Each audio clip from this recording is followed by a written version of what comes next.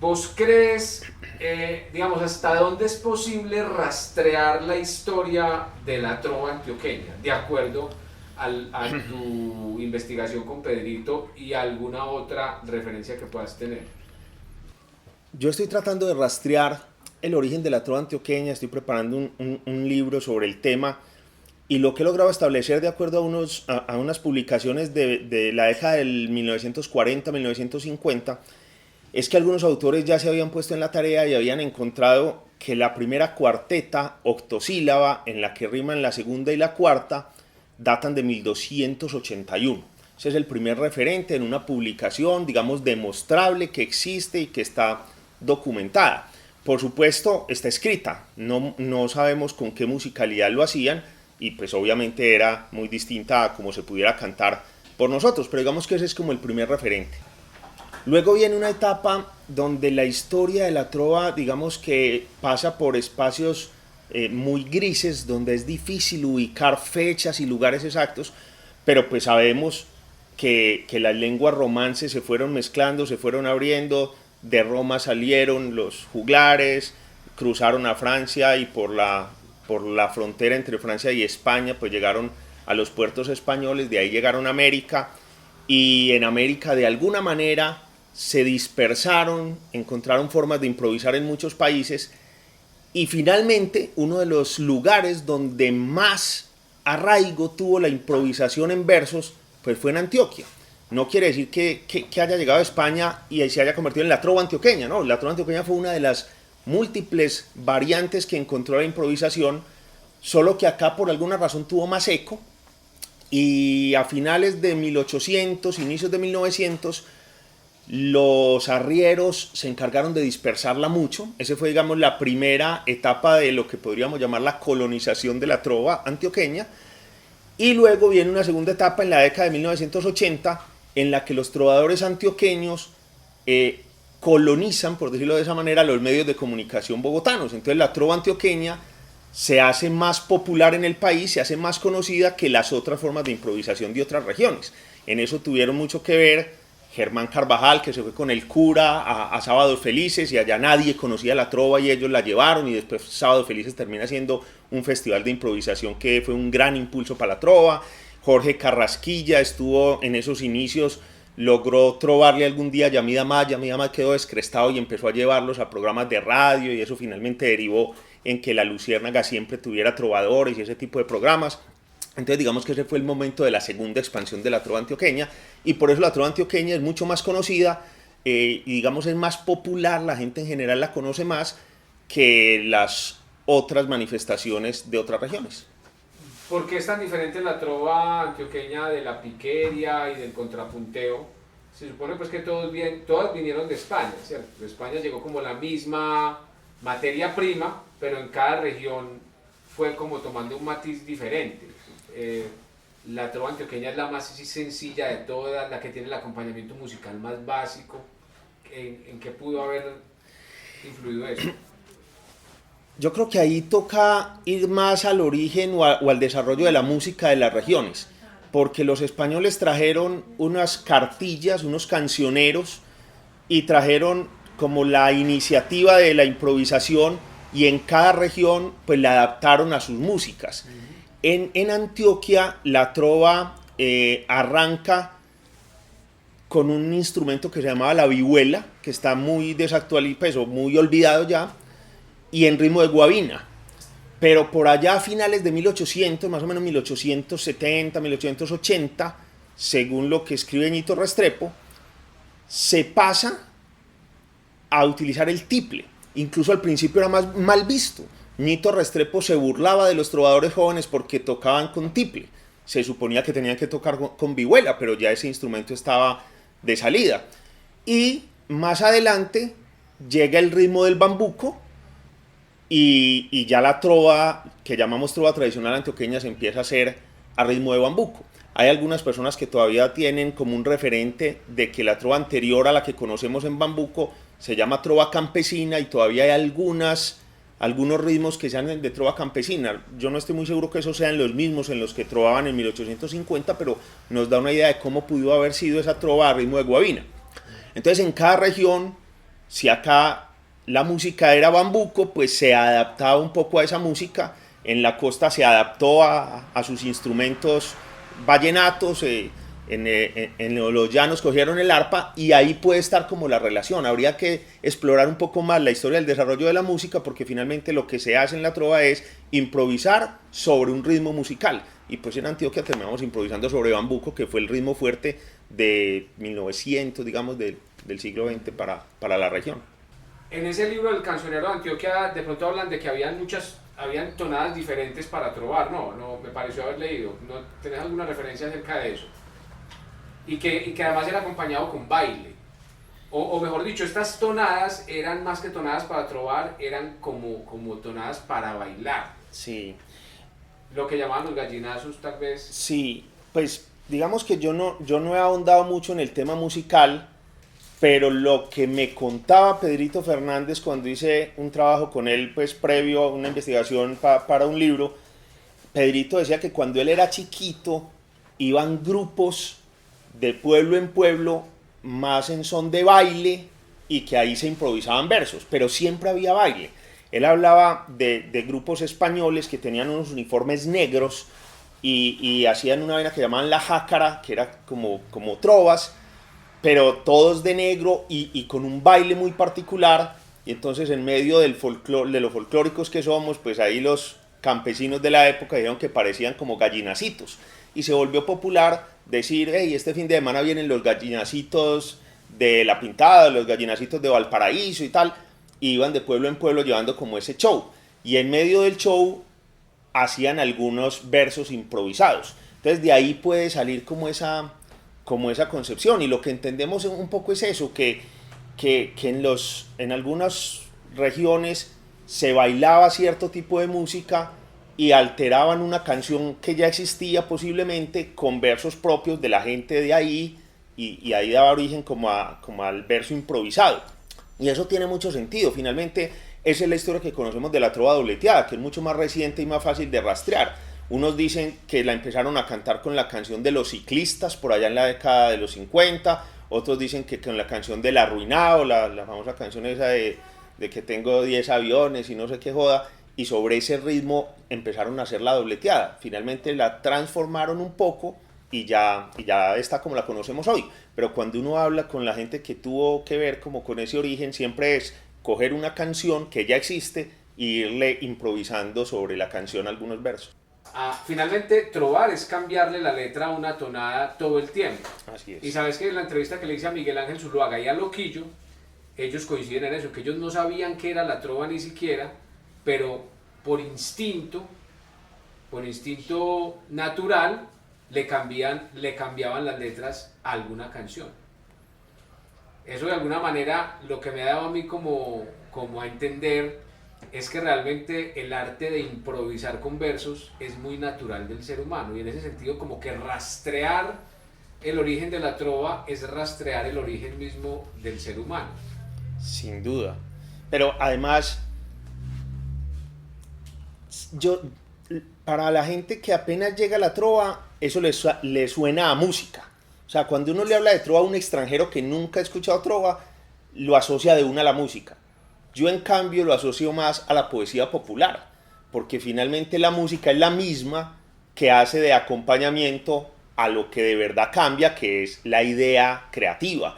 Y por eso yo cuando he sido jurado siempre he insistido mucho en que hay que premiar es la idea que se sale de lo común, la genialidad. Muchas veces uno ve en una tanda una genialidad y el resto de trovas buenas, bien hechas, pero normales. Y yo premio mucho esa genialidad, porque ahí es donde creo yo que está el éxito o que está la pasión que nos despierta la trova, y es en sacar una frase que nadie se espera. Y esa frase, a mi modo de ver, está más del lado de la poesía que del lado de la música, porque la música termina siendo pues más o menos repetitiva. Entonces, el tema musical es muy importante sin duda, para la trova antioqueña es fundamental. Yo creo que ya en el imaginario antioqueño uno escucha los primeros acordes del tiple y ahí mismo uno se va inmediatamente a trova, pues uno inmediatamente se pone en actitud de trova y eso es muy chévere. Pero yo siempre he hecho más el análisis de la trova como desde el discurso que se maneja.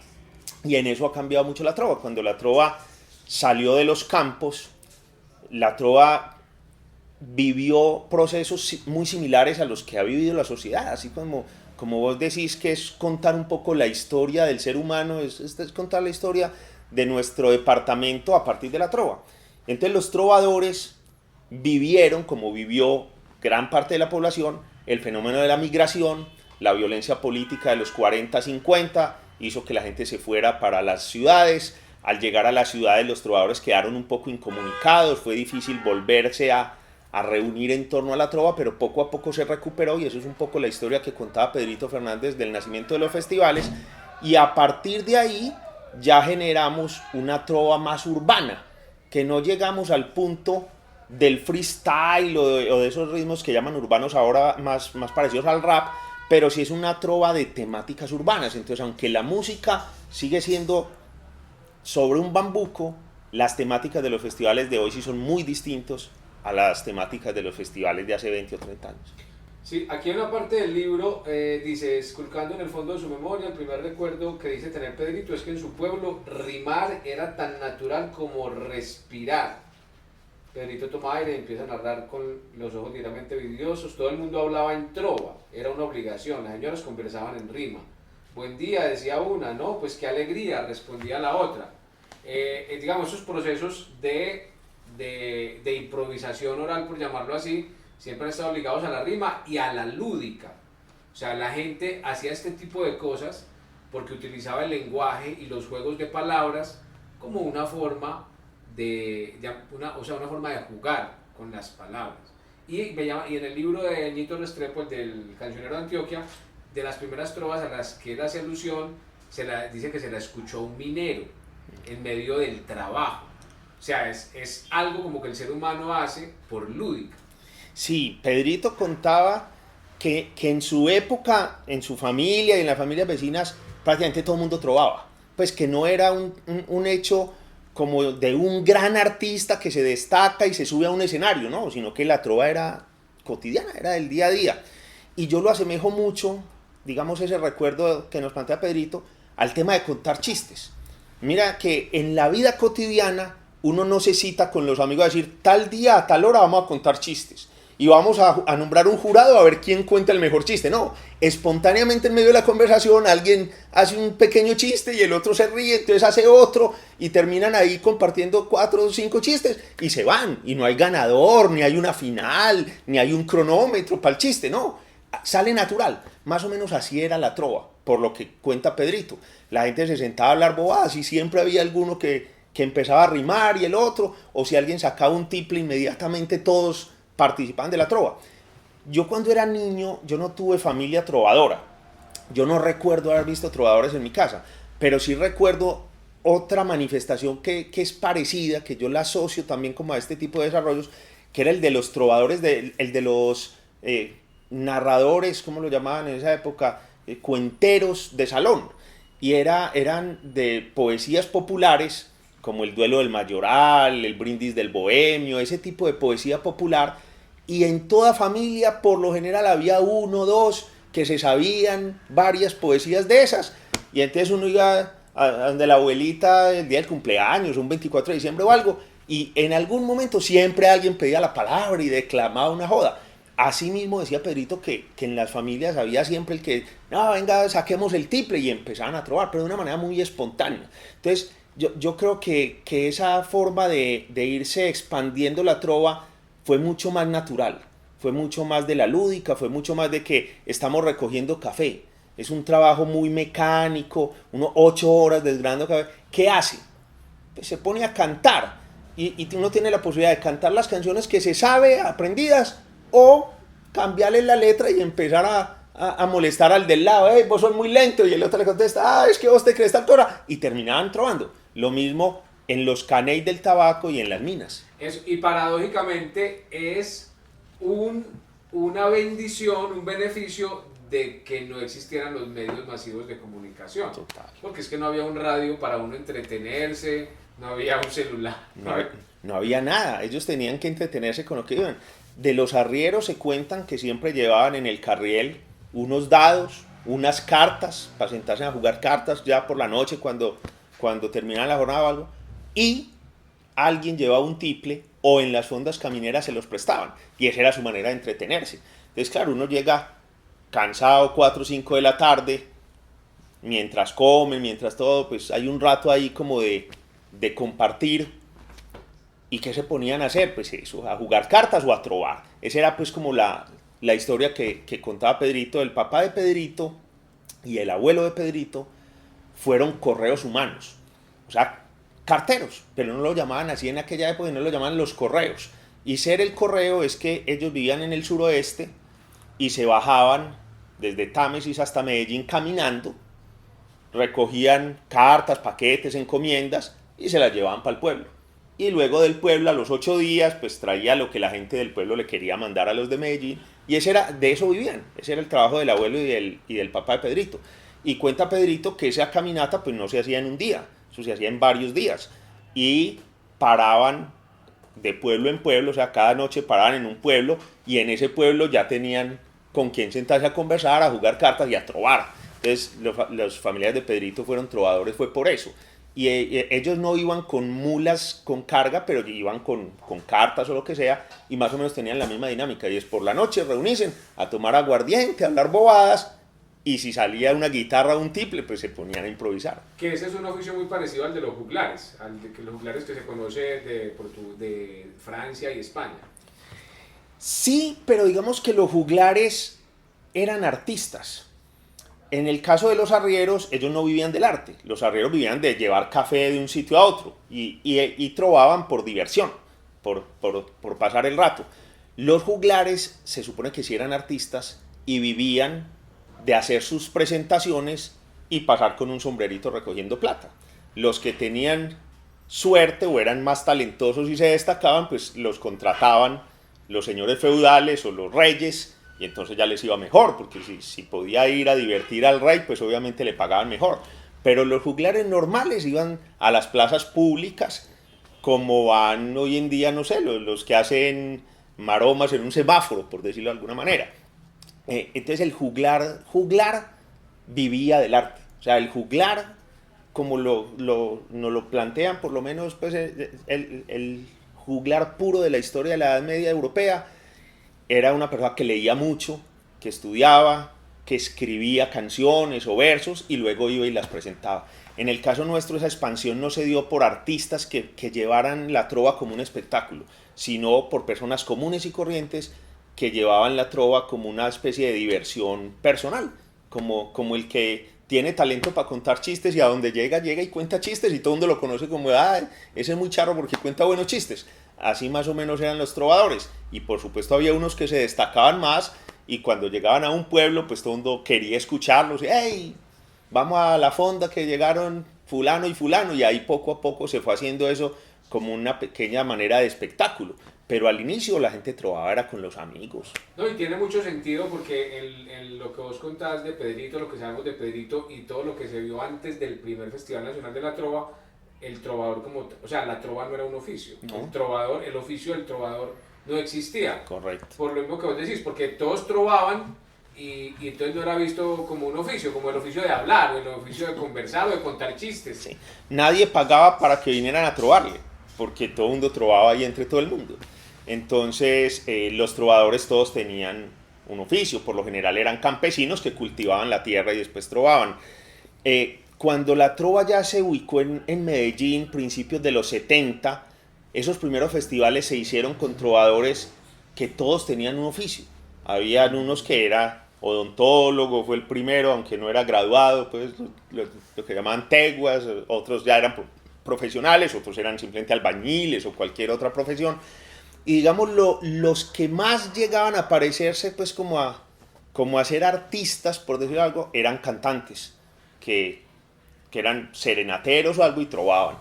Y ahí como pues, hubo varios casos de artistas que se destacaron en otro arte y llegaron a la trova, pero en la mayoría de los casos la trova era un hobby para los trovadores de esos primeros festivales. Pedrito dice que antes de las fondas existió la tolda. Sí, la historia de la tolda es muy bonita, yo no la conocía, y es que salían muchos arrieros juntos, con muchas mulas por supuesto juntas, y llevaban un personaje que yo vine a descubrir su importancia hace poquitos años y me avergüenzo de eso porque se supone que fue muy importante en el desarrollo de Antioquia, que era el sangrero. El sangrero o los sangreros, porque a veces el grupo era demasiado grande, eran por lo general los pelados más jóvenes, los hijos de arrieros que iban metiéndose como al oficio. Y ellos se adelantaban y montaban unas carpas, o realmente lo que ellos llamaban una tolda. Y era armar un campamento ocasional para que llegaran los arrieros, amarraran sus bestias, durmieran, pasaran el rato y al otro día había que desarmar la tolda y llevársela con ellos para otro lado. Porque para uno ir, por poner cualquier ejemplo, desde Jericó o desde Manizales a traer café a Medellín o a llevar minería, pues oro de Marmato hasta Medellín, el camino se demoraba 4, 5, 6, 7 días. Y no había pueblos intermedios grandes y con hoteles y todo, no, ellos llegaban a unos valles donde estuvieran cerca de agua y armaban la tolda.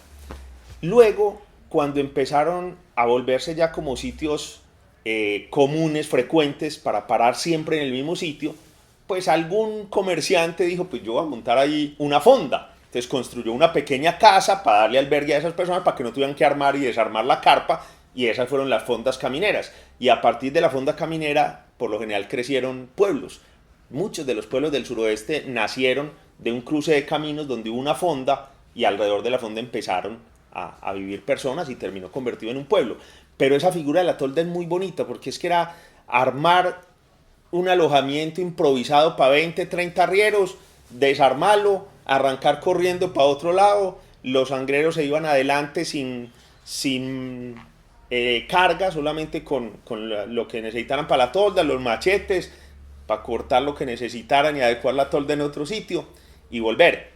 Pedrito siempre dice que era un error, pues decía Pedrito, siempre llamaba la atención, que decía es que los periodistas y los presentadores de festivales siempre dicen que el origen de la trova fue en las toldas camineras, y no es cierto. Cuando la trova llegó a las toldas ya llevaba mucha historia para atrás.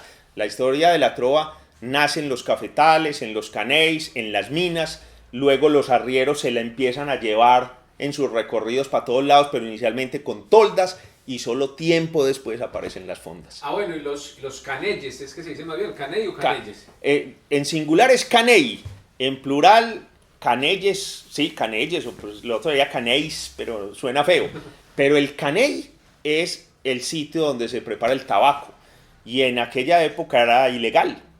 El monopolio del tabaco lo tenía el Estado, pero en muchas partes pues hacían tabaco de manera artesanal, de manera ilegal.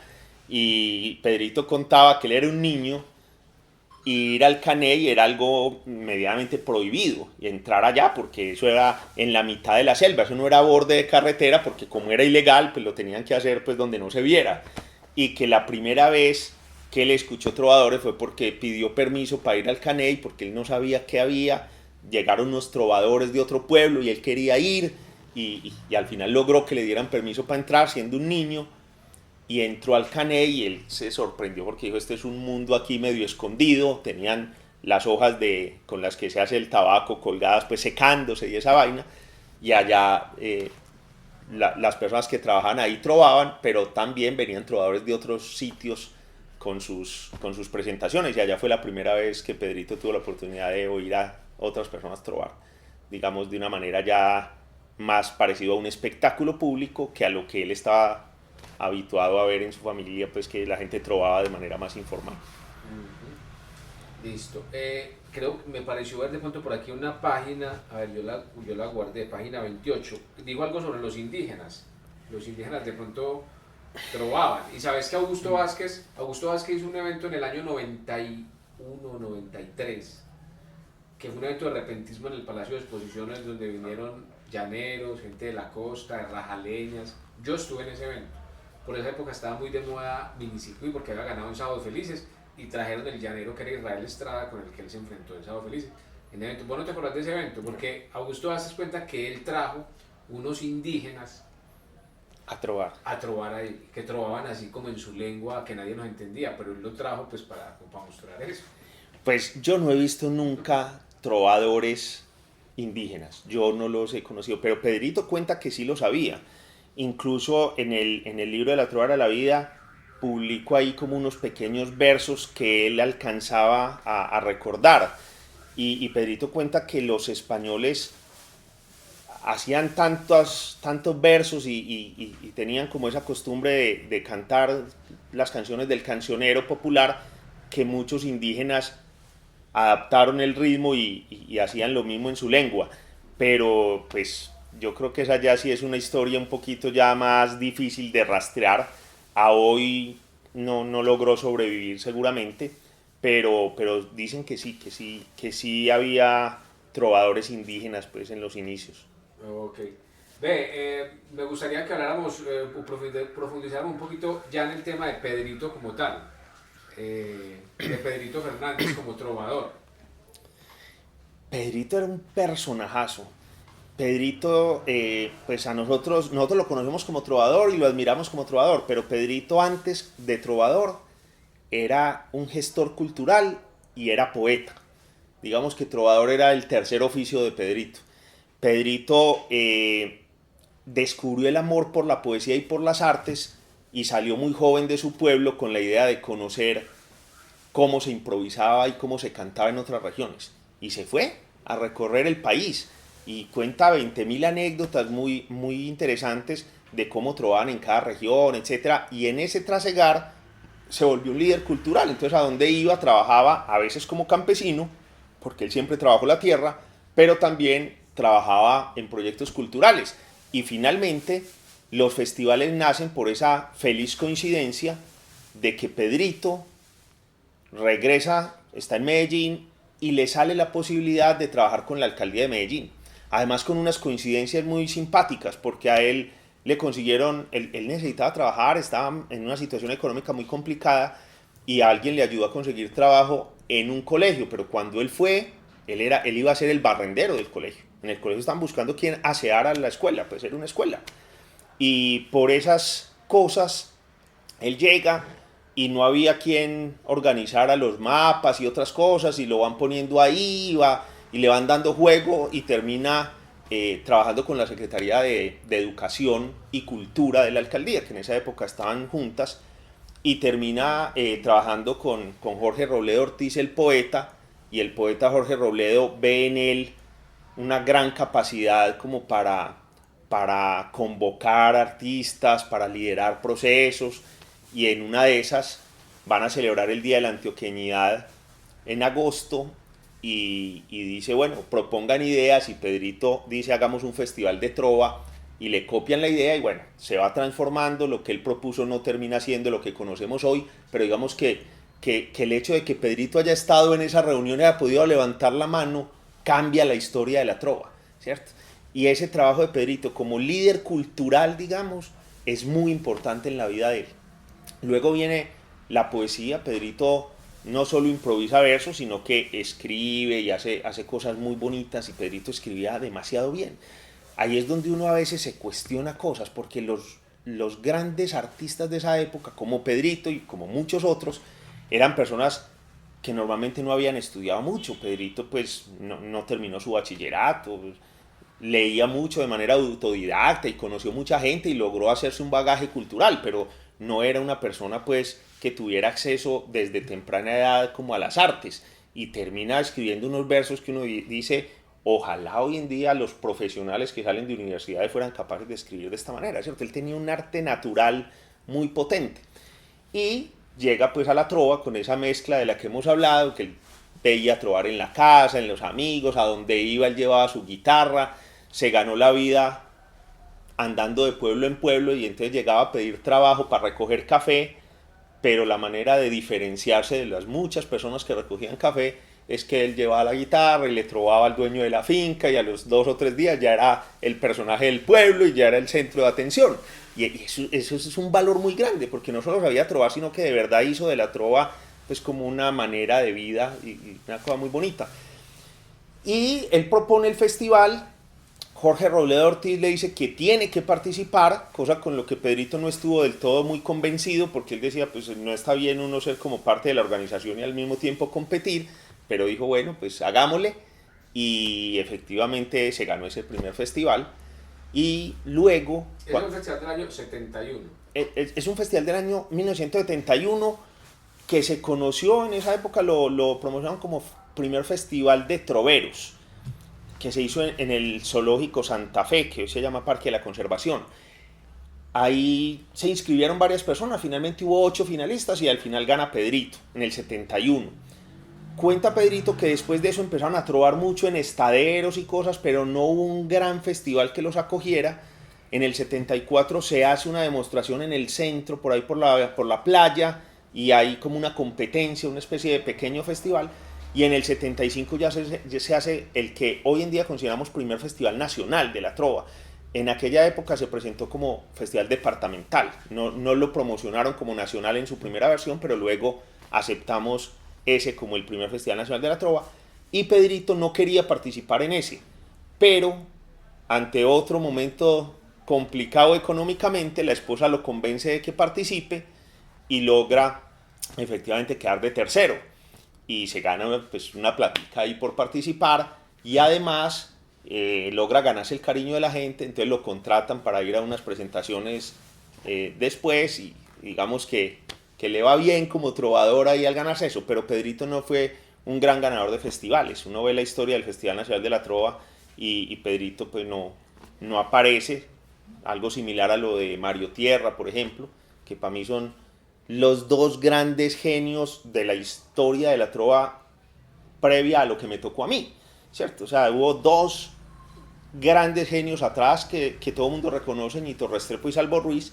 pero luego de ese periodo intermedio yo diría que los dos grandes genios son Pedrito Fernández y Mario Tierra, y ya luego en los 80s pues ya llegan Pucheros y Minisigüí, y ahí para adelante pues todos los grandes trovadores que conocemos. Pero en ese intermedio Pedrito tuvo mucho que ver con el desarrollo de la trova, y Mario Tierra en su momento también habrá que hacerle un gran homenaje porque fue una persona que sirvió, pues le dio mucho impulso a la trova para que pasara de ser ese pequeño oficio aislado de ciertos lugares muy paisas, ¿cierto? De ciertas fondas muy paisas, y pasó a convertirlo como en un tema de todas las fiestas, de todos los entornos, de darle la dimensión que fue adquiriendo. Oíste, porque ahorita que hablas de Pedrito y de Mario, vos ahorita dijiste que los primeros trovadores tenían otros oficios, o sea, era odontólogo y Jorge Mario Correa era estudiante de medicina y trovador, pero Pedrito y Mario sí tenían una vocación muy marcada hacia el arte, sí, hacia la poesía. Total. Que eso era muy escaso en esa época, porque digamos que en una Medellín en apenas desarrollo y todo eso, el ser humano era, o sea, el arte y la cultura no era considerado como una cosa importante. Total, y yo creo que por eso Pedrito y Mario Tierra se destacaron tanto, porque ellos sí lo hacían por convicción y por filosofía y propósito de vida, mientras los otros era algo marginal en su vida, era un pequeño hobby para los ratos. Y Pedrito contaba que efectivamente le tocó pasar por situaciones económicas muy complicadas precisamente porque el arte no se valoraba económicamente. Yo creo que si Pedrito naciera hoy en día hubiera sido, no sé, un escritor, un libretista, un guionista de un gran nivel, pero en aquella época era difícil vivir del arte, entonces él muchas veces trabajaba como campesino y por los lados como artista. En alguna época de su vida él contaba que empezó a ir a las veredas a trabajar en algo con una alcaldía, pues, y lo llamaron a decirle pues que habían visto que su trabajo era tan reconocido y la gente lo quería tanto que lo invitaron a hacer política. Le dijo, necesitamos que usted vaya a las veredas a trobar y todo, pero a decir que voten por fulano de tal. Y él dijo, no, yo ahí no me quiero enredar. Y llegó a Medellín y en el desespero por buscar trabajo dijo, trabajo de lo que quiera, pero terminó trabajando en temas de cultura también. Él era muy enfocado no solo a ser artista, sino a ser promotor de la cultura y de los artistas. Era un hombre que proponía muchos eventos, que generaba una dinámica muy chévere alrededor. Mario no tanto desde lo institucional, Mario Tierra más desde lo privado, pero Mario Tierra pues siempre tenía sus shows, sacó discos, tuvo su gran fonda, pues que fue ese gran negocio de esa fonda de Mario Tierra que fue tan famosa, la tienda de Mario Tierra. Cuando se fue para Estados Unidos también trabajó allá con el tema artístico. Entonces fueron dos personas, o han sido dos personas, Mario todavía vive, que le dieron a la trova la connotación que le vemos hoy de que es un arte valioso, que la gente paga por ir a escuchar trovadores, que eso no lo hace cualquiera, en fin, ¿cierto? Ellos dos en ese sentido fueron muy importantes. Sí.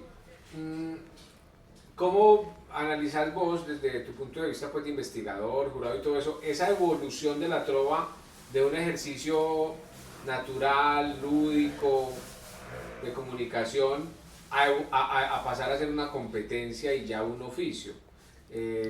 Finalmente las cosas evolucionan como evolucionan, eso no le pide permiso a nadie, pero la trova sí se ve muy afectada por los espacios donde se consume mucho licor, por el narcotráfico en su momento, que llevó a la trova a ser más un espectáculo como entretenimiento, menos desde lo poético y más desde lo ramplón, pues por llamarlo así. ¿Cómo analizas vos esa evolución? Yo soy muy romántico, a mí me gusta más la trova campesina, la trova de los inicios, pero la trova evoluciona como evoluciona todo y pues hay que aceptar esos cambios que se van dando. Eh, los 80s, principios de los 90 fueron complicados porque la gente empezó a asociar a los trovadores con espacios sórdidos, oscuros. Los trovadores eran de alguna manera como artistas que le gustaban mucho a los narcotraficantes, a cierto tipo de personas, entonces la gente se alejó un poquito de eso, se generó la idea de que donde había trovadores siempre había borrachos, siempre había mucho licor, entonces se perdió el sentido más familiar que podía tener, pero digamos que hace parte como de la dinámica de las ciudades y de todo. Luego, la trova recupera esos espacios familiares, ahí muy importante el aporte que le hace el Festival Ciudad de Medellín en el 2005 en cabeza de Germán, cuando se hace un evento gratuito dentro de la Feria de las Flores, pero sin licor, convocando a las familias, tratando de darle otra dimensión a la trova y creo que eso ayuda mucho. Hoy sabemos que hay festivales de trova que son, digamos, un poco más para adultos, sin que sea nada del otro mundo, pero digamos que se manejan temáticas y cosas más, digamos, donde es más permisivo el cierto tipo de lenguaje y donde venden licor, pero hay otros festivales más familiares, digamos que ya se ha quitado un poco el estigma que se tuvo. Hemos logrado recuperar un poco la trova para la vida cotidiana de la gente y eso es chévere. Y sufrió otra transformación que yo admiro mucho, pero la lamento. Es que los trovadores se volvieron tan perfectos que a veces se le pierde el gustico a lo folclórico. Los trovadores de antes salían con unas genialidades muy buenas y a veces se les iba una sílaba larga, a veces rimábamos singular con plural, unos pequeños detalles que para mí son absolutamente naturales y válidos, pero que la trova se ha vuelto tan exigente que los trovadores de hoy pues lo hacen ver como un error, ¿cierto? Ya la trova ha logrado un nivel de perfección tal que uno difícilmente ve un trovador que se deje llevar por la improvisación tanto como hacían los de antes. Entonces pues no se equivocan tanto en lo técnico, pero creo que corren menos riesgos que antes en lo creativo. Esa parte sí, pues creo yo que la trova perdió un poquito la esencia campesina, la esencia de lo espontáneo del antioqueño y se volvió muy técnica. Pero eso tiene cosas buenas y cosas malas y obviamente hay gente a la que le gusta más una cosa u otra, eso es simplemente un concepto personal. Pero la evolución del campo a la trova de ciudad que conocemos hoy sí creo que se nota mucho más en los temas técnicos que en otra cosa. Bueno, en todo caso, digamos, no sé si sea por la forma de ser de los paisas pero ese tema, por ejemplo, el doble sentido, ahorita que lo hablaba, yo nunca lo había pensado para este trabajo, pero ese tema, por ejemplo, de las trovas groseras de música parrandera, Total. eso es muy, o sea, es muy, muy paisa, o sea, no es una cosa que sea ni siquiera como, ¿cómo lo llamamos? Como malo, pues, desde un punto de vista, sino que es muy natural. Y para los antioqueños eso es una, diría yo, como una ventaja. O sea, me dicen, hombre, ¿por qué la trova antioqueña se hizo más popular que la llanera? Hombre, la llanera es muy bonita, de pronto es hasta más exigente, pero es muy poética, entonces la gente baila, escucha, admira, pero racional. En cambio un trovador le trova, sobre todo cuando vemos la experiencia de trovarle a extranjeros, lo sorprende con una trova de esas de doble sentido y ahí cambia por completo la percepción y a la gente le gusta mucho y empiezan a pedirle al trovador que haga más, ¿cierto? La gente se entusiasma mucho con el trovador antioqueño por ese tipo de cosas y es muy normal para el trovador antioqueño hacer trovas, construir trovas como a manera de chiste, como a manera de hagamos esto para que la gente se ría, no solamente para que la gente vea una poesía. Y eso le ayudó mucho al trovador antioqueño a colonizar muchos espacios. Y así es la música que llamamos parrandera o en fin, que muchas canciones siempre tienen como un pequeño mensaje ahí como de doble sentido que hace reír. Y eso para el trovador antioqueño ha sido, creo yo, como una marca positiva. Hay personas que de pronto cuando ya se sale un hijo de putazo en la tarima, de pronto no lo sienten bien, pero para la mayoría de nosotros eso es normal. Y cuando se hace con doble sentido, o sea, sin groserías directas, sino más como insinuaciones, eso le gusta a la gran mayoría de la gente. Sí, o sea, es como que el atrevimiento es una virtud, pero si se pasa, o sea, si Sí, está en la cuerda floja entre la vulgaridad pues, y algo con lo que no pase nada. Pero entonces es ese puntico que además los países tenemos la fama de ser buenos negociantes. En los chistes siempre había una vez siempre. ¿cómo es? Un bogotano, un pastuso y un paisa, y el paisa siempre es el que gana, pues porque es el más Total. astuto. Total, y así ha sido, digamos, en el tema de la trova, en la expresión del antioqueño trovando, siempre hay cierto grado como de picaresca. La trova a veces es más poética, a veces tiene un contenido social, a veces tal, pero ese contenido un poco de humor y un poco de doble sentido, por lo general siempre aparece en un festival o en una presentación de artistas. A mucha gente con los cambios sociales, de lo políticamente correcto, ya le ha empezado a molestar que los trovadores se burlen de la gente. Pero muchas de las presentaciones hace 10, 20 años y aún hoy se basan en molestarle un poco la vida a la gente. A la gente, cuando se hace una fiesta empresarial o familiar, le gusta mucho que vayan y le troven a este señor y le digan que por qué trajo esa ropa, que se lo molesten por el peinado, lo molesten porque está gordo, por cualquier cosa. Eso solo lo hace la trova antioqueña. Uno difícilmente ve un contrapunteador llanero pues gozándose al calvo, ¿cierto? Eso es muy de nuestra cultura. Sí, sí, sí. Bueno, compa, y para terminar, lo que podamos hablar de Ñito y de Salvo, porque son importantes en la historia de la trova, Ñito y Salvo.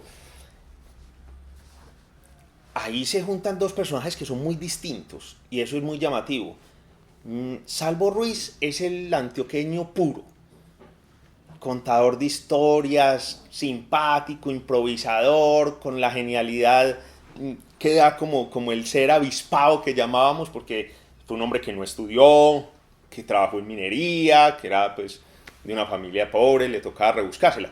Y Ñito Restrepo, un hombre estudiado, de una gran importancia política y académica en el país. Entonces yo creo que el hecho de juntarlos a ellos dos ha resultado muy llamativo y ha sido un debate hasta muy interesante porque hay muchas personas que aseguran que ellos dos no se conocieron, mientras otros dicen que eran amigos y que trovaban juntos y que la famosa trova de la virginidad de la Virgen María la hicieron juntos, pues en un momento en que estaban trovando juntos.